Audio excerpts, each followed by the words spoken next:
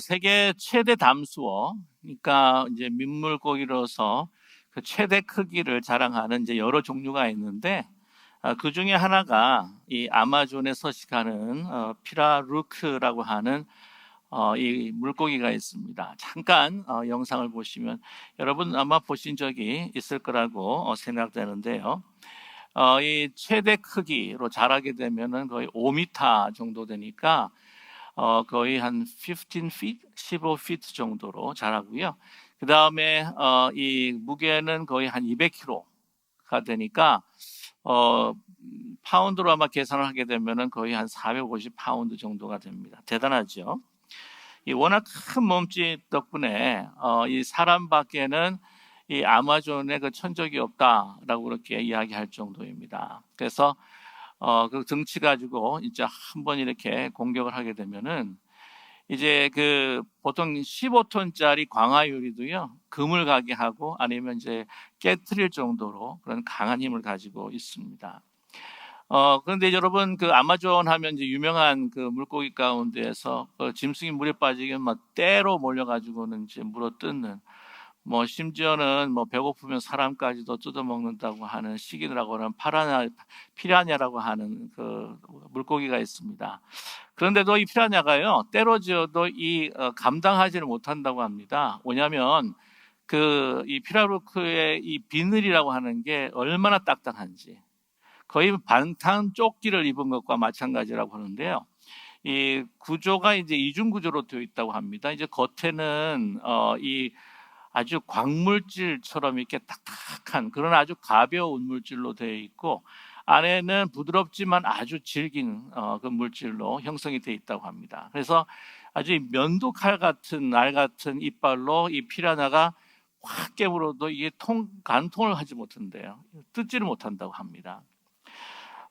그래서 그 성질 때문에 보통 이제 그 첨단 방탄 조끼를 만드는 데에 그 물질의 연구조사 대상이 되고 있고요. 심지어는 그 항공우주 아주 뜨거운 열을 또 견뎌야 되고 또 추위를 견뎌야 되는 그 우주 밖에서도 사용할 수 있는 하나의 그 기구들을 만들 때에 이제 필요한 그 재료들을 연구할 때 또 이 피라루크의 비닐을 연구하고 있다고 합니다.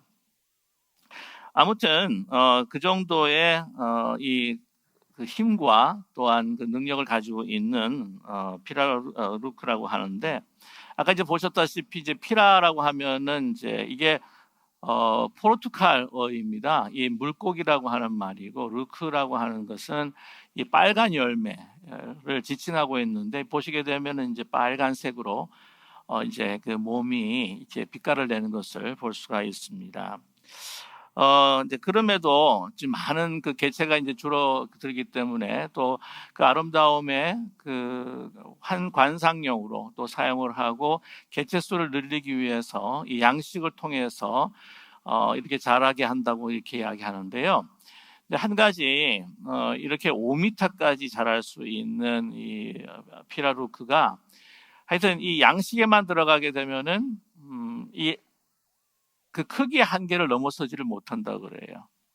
그래서 아무리 이게 사료를 준다고 할지라도 그 뭐 커야 한 2m, 한 보통 1.5m 정도로 이렇게 클 수밖에 없다고 합니다. 그러나 자연으로서 이렇게 사는 이 피라루크 같은 경우에는 정말 우리가 많은 사람들이 포획해서 잘 발견되지 않기 때문에 그렇지 거의 뭐 5m까지 이렇게 뭐 보통 한 4m까지 이렇게 발견된다고 이야기를 하고 있습니다.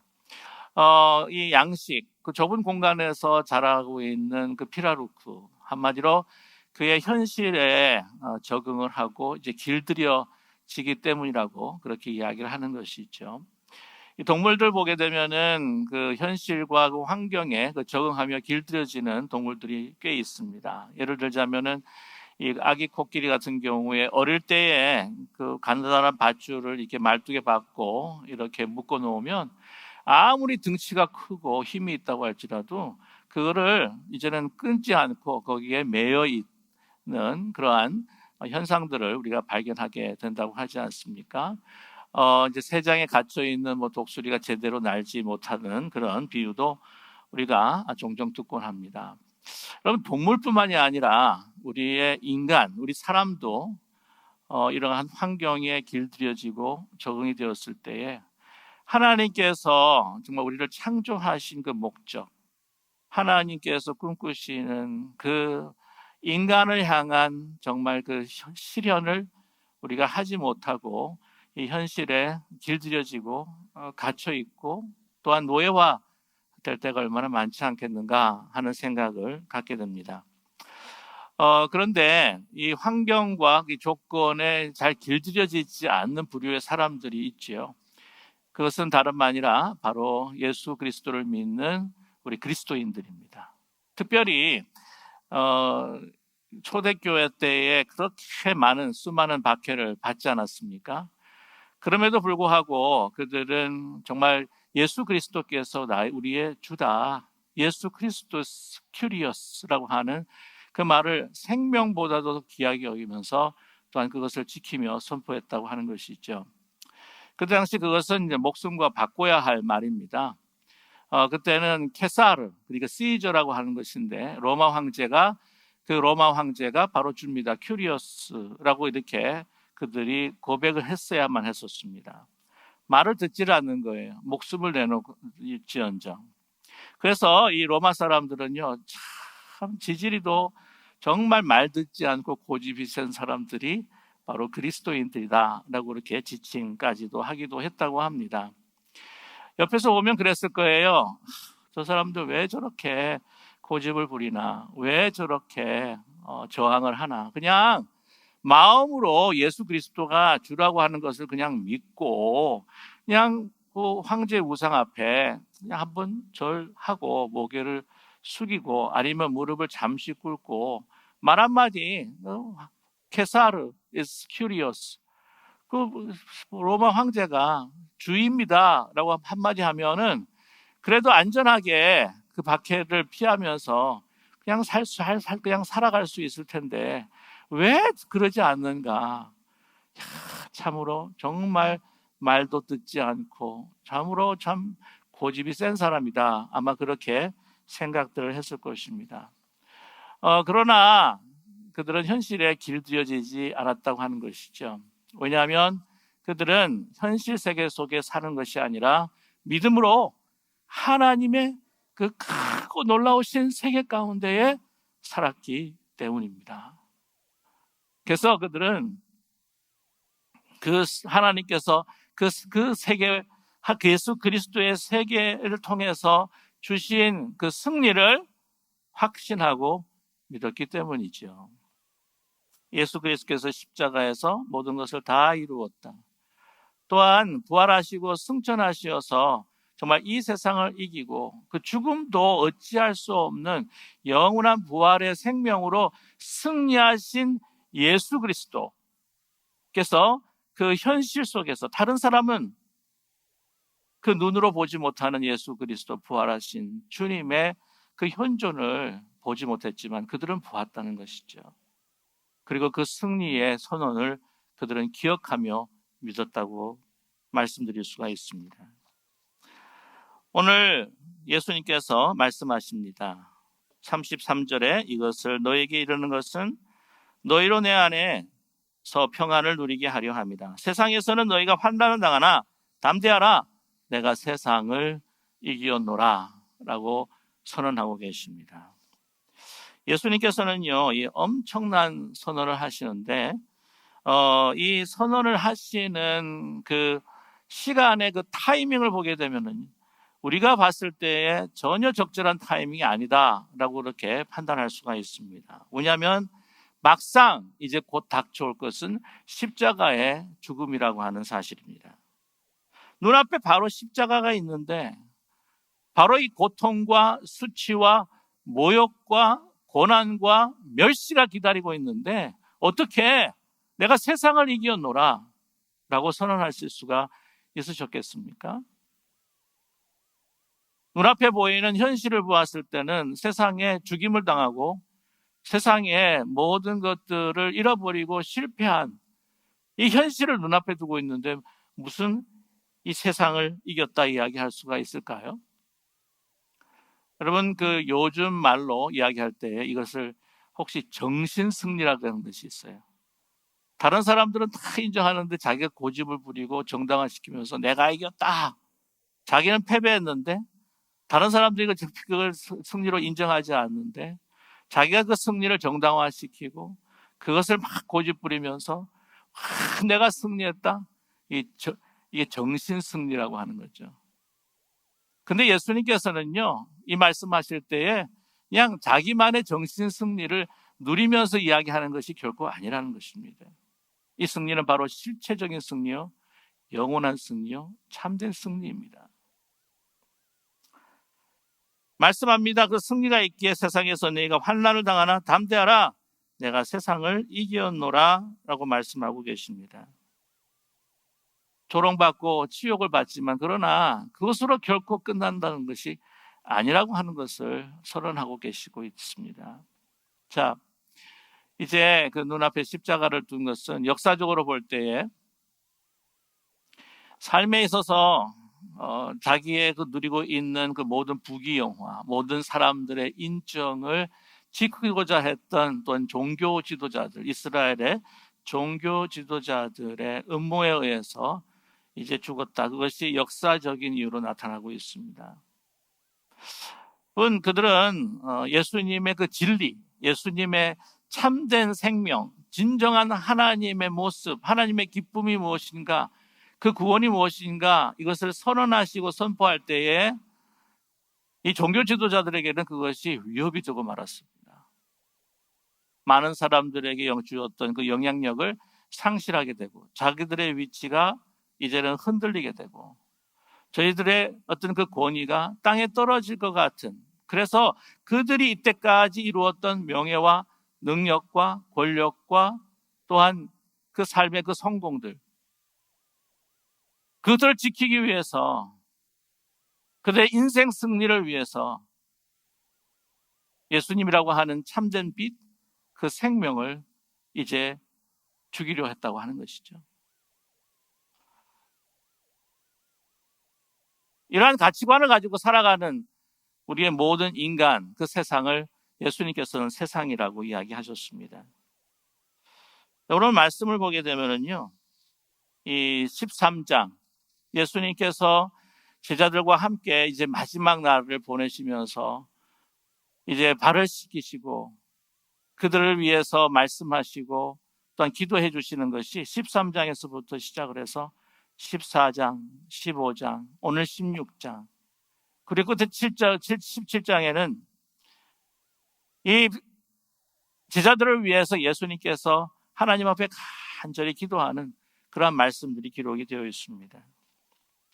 보게 되면 17장 같은 경우에는 오늘도 이 세상이라는 단어가 반복이 되고 있는데 이 17장에 보면은 이 세상이라고 하는 단어가 19번이나 반복이 되고 있다고 하는 것이죠. 이 세상은 어떤 것이냐? 바로 빛으로 예수님께서 오셨대 어둠으로 인하여 깨닫지 못하는 세상입니다. 요한복음 1장 10절을 보게 되면 그가 세상에 계셨으므로 세상은 그로 말미암아 지은 바 되었으니 세상이 그를 알지 못하였고 라고 그렇게 이야기합니다. 그런 세상입니다. 힘과 권력, 그 권세로 이 사람을 다스리고 또한 역사를 진행하는 것이 아니라 바로 사랑과 섬김으로 하나님의 그 화목과 화평, 그 생명의 길로 이 세상을 환화되게 하시고 구원받게 하시기 원하시는 그 빛이 바로 예수님의 생명이었고 사명이었는데 그것을 이 어두운 세상은 알지 못했다고 하는 것이죠. 이 종교 지도자들은 어쩌면 우리 많은 인생들의 군상의 대표적인 인물이든지도 모릅니다.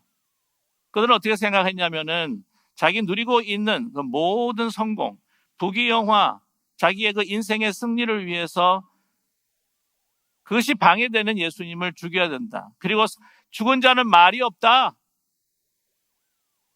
그것을 위해 그들은 거짓과 음모를 해책했던 것이죠.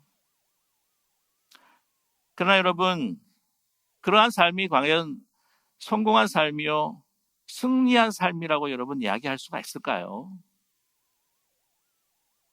은혜와 진리, 공의와 사랑, 이것이 참된 생명이라고 하는 것을 부활을 통해서 우리에게 분명히 나타내 주신 그 예수님을, 여러분, 우리가 이 현실 속에서 망각하지 않고 그 시선을 잃어버리지 않고 온전히 주님만을 향하는 우리 모두가 되기를 간절히 원합니다. 거짓보다 강한 것이 진리입니다. 미움보다 강한 것이 사랑입니다. 다스림보다 더 높고 위대한 것이 바로 섬김입니다. 이러한 것이 우리의 참된 생명이라고 하는 것을 이 부활을 통해서 우리에게 그 승리를 보여주시지 않으셨습니까? 현실에 길들여지지 않고 세상 사람이 좋다고 하는 얘기에 귀를 기울이지 아니하고 진정 길과 진리와 생명이 되신 예수님께서 우리에게 보여주시고자 하는, 우리에게 주신, 이미 부여하신 진리와 생명과 그 길이 무엇인지를, 그것을 붙들고 여러분, 이 힘들고 어려운 현실 속에서도, 세상의 그 큰 풍파 속에서도, 그 세상에 우리를 함몰시키려 하는 가치관 속에서도, 여러분, 우리가 그 현실에 갇혀 있는 것이 아니라 믿음으로 예수 그리스도의 부활의 세계를 보면서 승리를 선포하는 우리 모두가 되기를 간절히 소망합니다. 여러분, 인생에서 성공했다, 승리했다, 여러분 건강하고 아주 출중한 외모를 가지고 있다고 한다면 그것이 인생의 승리다, 성공이다 이야기할 수가 있겠죠. 그러나 그러한 외모와 주어진 아주 출중한 외모와 건강을 가지고 정욕에 사로잡혀 가지고 이렇게 저렇게 탐욕을 부리면서 살아간다? 그 과연 승리일까요? 아무리 경제적인 부가 그렇게 많다고 할지라도 그것을 가지고 다른 사람들을 괴롭히고 또한 자기를 높이고 다른 사람을 무시해버리고, 이 극단적인 얘기는 합니다만 그것이 과연 인생의 승리라고 이야기할 수 있을까요? 정치에 있어서의 승리가 뭘까요? 집권하는 것이겠죠. 그러나 집권을 했지만 이것도 좀 익스트림한 케이스라고 극단적인 케이스라고 이야기할 수도 있겠지만 거짓과 욕심과 탐욕으로 정말 부도덕한 그런 정치 행위를 한다고 한다면 그 과연 인생에 승리했다고 이야기할 수 있을까요? 하나님 앞에서가 아니라 다른 사람 앞에서도 그것이 인생의 승리라고 이야기할 수는 없을 겁니다. 건강하고 외모가 출중하고 경제적인 부가 많고 인기와 명예가 있고 명망이 높고 이런 사람들이 다 그렇다는 건 아니에요. 다른 사람들의 마음을 또 풍요하게 해주는 그런 분들도 많습니다. 그러나 그 모든 것들을 가졌다고 할지라도 여러분, 철저한 하나님의 그 은혜 가운데에서 살지 못할 때에 가지는 실존적인 이 고독, 깊은 고독, 그 고독을 가진다고 한다면 이건요, 인생을 승리한 것이 아닙니다. 패배한 것이죠.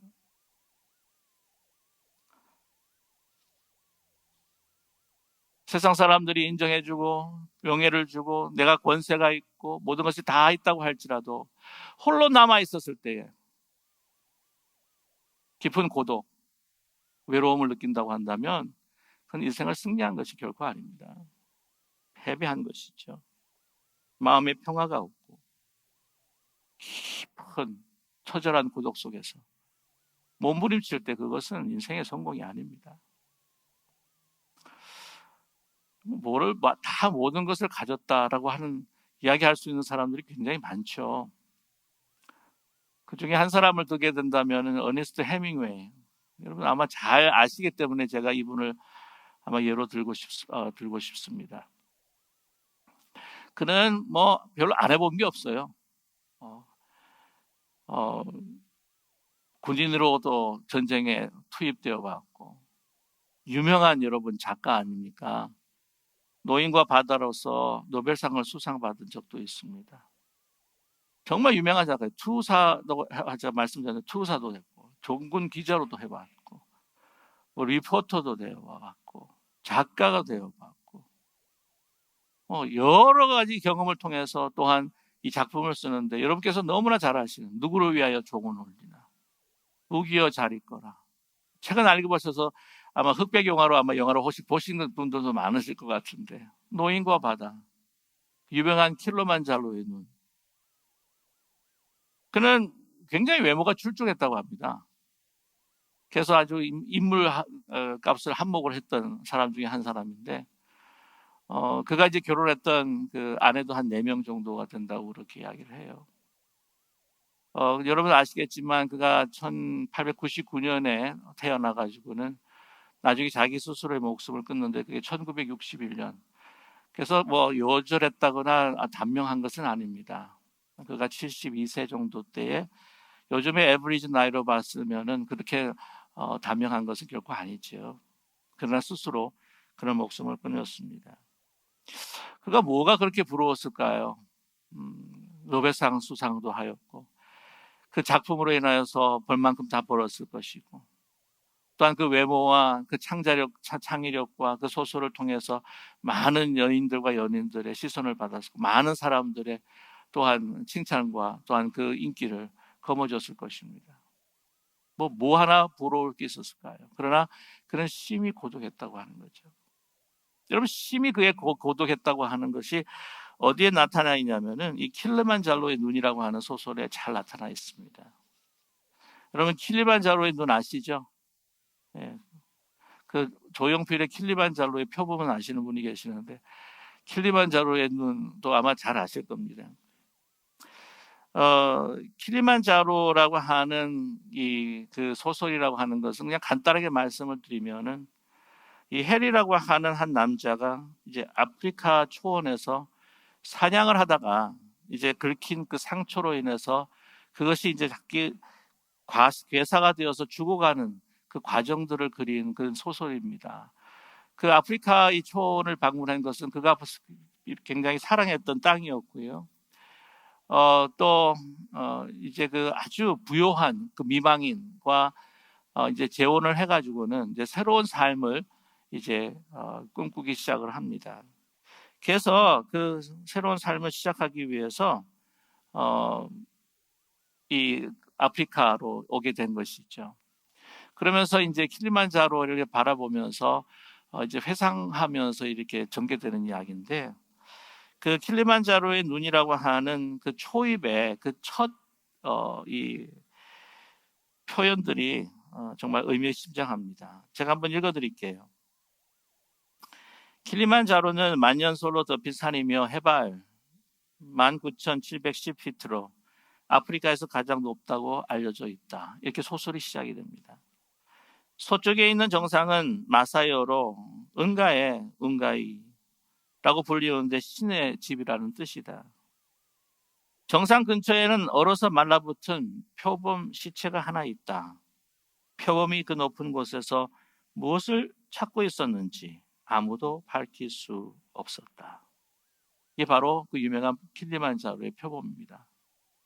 표범이 그 높은 곳에서 무엇을 찾고 있었는지, 그 정상 근처에서 얼어 말라붙어 버린 표범 시체, 그 표범이 그 높은 곳에서 무엇을 찾고 있었는지 아무도 밝힐 수 없었다. 저는 이 표범의 모습에서 어니스트 해밍웨이의 모습을 발견하게 됩니다. 깊은 고독이죠. 그러면서 이 죽어가는데 이렇게 이야기합니다. 자신을 사랑한다고 돈 많은 매력적인 미망인과 함께 이제 아프리카로 돌아왔는데, 초원의 얕은 침대에 누워서 그가 과거에 놓인 것들을 회상을 하게 됩니다. 이런 글감들을, 자기가 못했던 표현들을 막 이렇게 회상을 하는데, 그 와중에 그를 짓누르고 있는 그 죽음을 그 사랑하는 여자도, 시중 드는 그 한 소년도 그걸 느끼지 못한다는 것이죠. 죽음으로 가는 그것이 얼마나 고독한지, 그거를 소설화시켰던 것이 바로 킬리만자로의 눈입니다. 한마디로 말하면 그의 모습이죠. 그의 내면의 세계를 표현한 것입니다.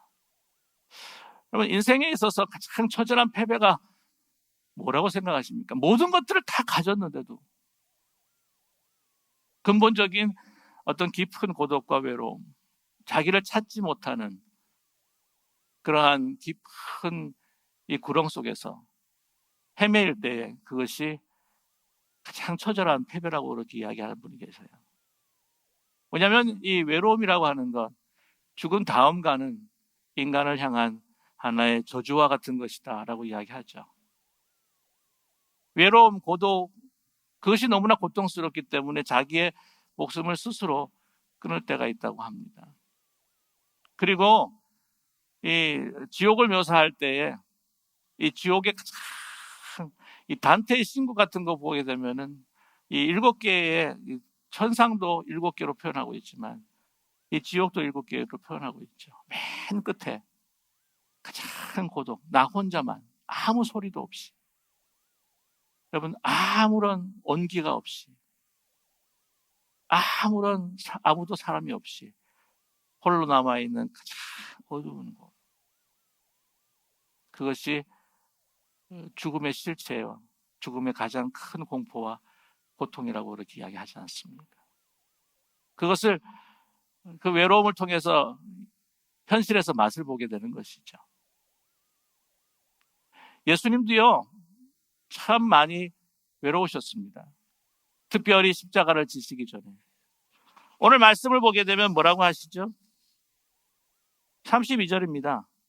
보라, 너희가 다 각각 제 곳으로 흩어지고 나를 혼자 둘 때가 오나니 벌써 왔도다. 그러지 않습니까? 외로우셨어요. 모든 사람들이 떠나갑니다. 오욕과 멸시, 천대, 그 십자가의 고통, 제자들도 다 버리고 홀로 십자가에 남으시죠. 그러나 그것이 패배가 아니었습니다. 왜? 오늘 32절 후반절 말씀. 그러나 내가 혼자 있는 것이 아니라 아버지께서 나와 함께 계시느니라.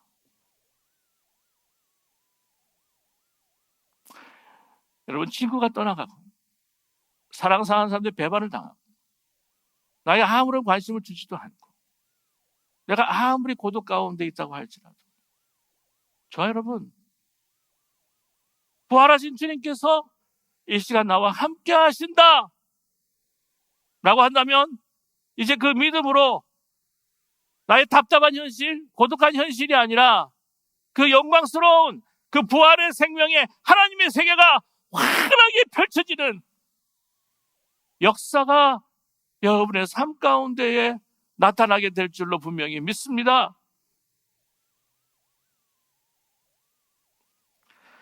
그래서 오늘 33절에 말씀하지 않습니까? 이것을 너에게 이르는 것은 너희로 내 안에서 평안을 누리게 하려 함이라.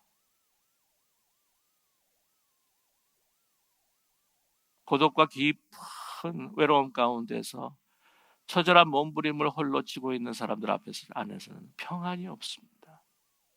평안은 바로 하나님이 나와 함께 하신다. 어떤 상황 속에서도 함께 하신다 라고 하는 믿음으로 그 평안을 우리가 취할 수 있고 얻을 수 있기 때문이죠. 그래서 이제 제자들에게 말씀합니다. 세상에는 너희가 환난을 당하나 담대하라. 내가 세상을 이겼노라. 저 여러분, 믿음의 눈으로 부활하신 주님께서 이 시간 우리와 함께 하시고 있다고 하는 사실을 여러분 분명히 발견하는 우리 모두가 되기를 간절히 원합니다. 답답한 현실, 계속 외롭고 고독한 나의 현실이다 라고 하는 내 눈앞에 보이고 내가 느껴지는 그런 세계 속에 갇혀 있지 마시고 그것에 적응하거나 그것에 길들여지지 마시고 우리가 믿음의 눈으로 지금 이 시간 우리와 함께 하시는 그 모든 거짓과 모든 이 땅의 어두움을 그리고 모든 미움을 정말 부활의 생명으로 이기신 이 사랑의 주님이 영원한 영광 가운데 우리와 함께 하신다 라고 하는 분명한 여러분 믿음으로 매일매일 순간순간 승리의 찬가를 하나님 앞에 감사와 기쁨의 찬양을 올려드릴 수 있는 하나님의 세계 가운데 영원부터 영원까지 살아가시는 저와 여러분 되시기를 주님의 이름으로 간절히 축원합니다. 기도하겠습니다.